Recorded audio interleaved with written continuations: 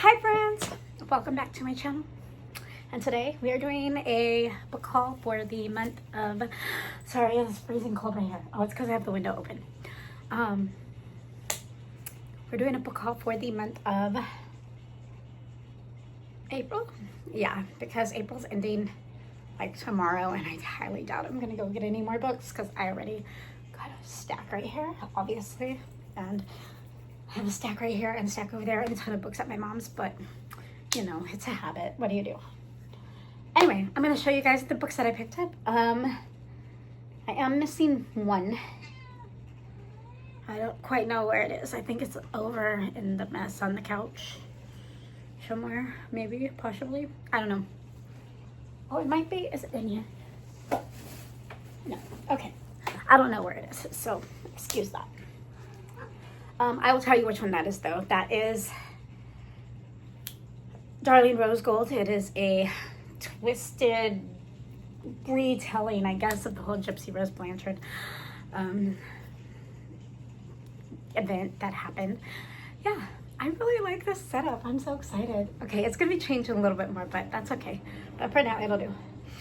Yeah, I finally have this little area of my living room clean, so it works for now. Yeah, so that being said, I have that book. I don't know where it's at right now though. I did start reading it though. I got to like chapter 2 and then I had to stop because I was reading stuff for other classes, but I bought it for a school report. Sorry, my cat is right there and I'm so scared he's gonna jump on my table and make this whole thing go completely.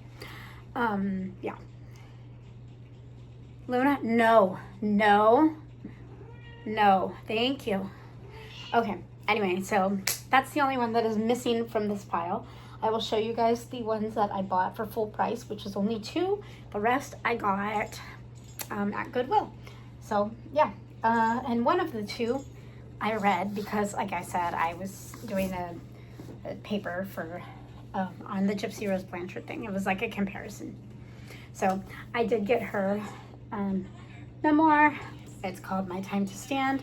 I read it in like 2 days. It was really good. It gave me a little bit more respect for her because, you know, the media kind of played it off as she's a bad person, and they still kind of play it off that way. But I have some respect for her now because of this book, because yeah, it's a lot. I am going to do a review, so I will leave that to that. But yeah, I did read this book though, so that was pretty cool. Okay, and then the other one that I got for full price is this one, because I went into Barnes & Noble and they were having a 25% off everything in the store. So I got this one because I had been looking at this one, and then I happened to see it there and I just grabbed it. So this is Becoming Earth, a journey through the hidden wonders that bring our planet to life. If you guys don't know, obviously I'm a marine biology junkie, so yeah, this is kind of one that's kind of connected to that in a weird way. What is on my book? Okay, anyway. No, really. Oh no, something scratched it. Oh, shoot. All right, anyway, so we got that one. And then the rest of these I did pick up at Goodwill. So I got them all for a good price. And I'll just go over them with you. First, I got Girl Boss. I did used to have this book. It was in the fire. I read it once. I loved it. I would love to read it again, but I had to have it again because it was a really good book. The next one I got is Replay by Sharon Creech. Just so you guys know, I own almost all of her books. Okay, really? Come on. No. You're going to cause calamity, dude. So I own almost all of her books. I read her whenever I was little and she was new. My nose is running because the window is open. Yeah, so, you know, I don't have all of them, but I have almost all of them, I believe. I'm not sure, actually, to be honest. Yeah, almost all of them. I'm missing Who's That Baby? Fishing in the Air, A Fine School. But I really like her writing, and I loved it as a kid, so you know I have to get the rest. And I have to finish out the author backlist.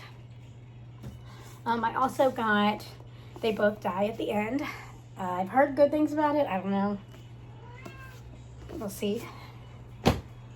The next one, From Blood and Ash. You guys know this is a popular book. I do generally go for more popular books, but I really like looking at Goodwills because they have the not so popular books as well, and like things I wouldn't never go looking for, you know? Luna, come on, dude. What are you doing? What are you doing? Being Hey. annoying on purpose. What? Being annoying on purpose. Why? He knows you're filming. How does he know that I'm filming? Luna, come on. Anyway, okay, so I have From Blood and Ash. Yeah. Then I got You Are a Badass because, you know, we all need to read this kind of book in our life. I got A Life Without Limits. I don't know if you guys know who he is, but this is his memoir kind of thing. Yeah. I'm excited to read this one.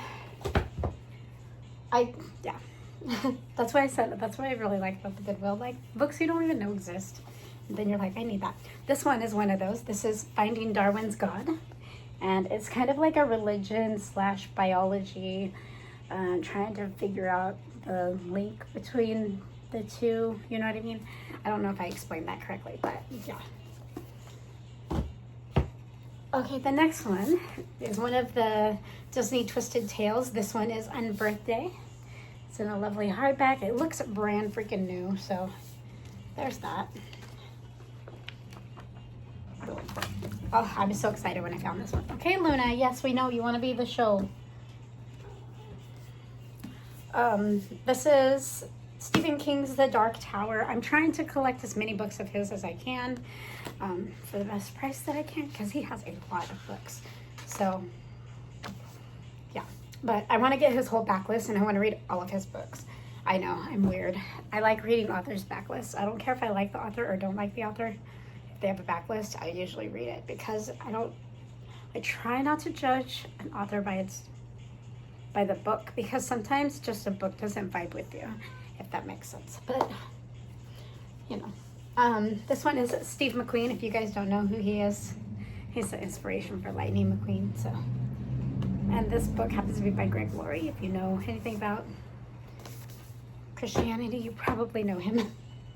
I did find A Man Called Ove by Frederick Bachman, and I was so excited when I found this.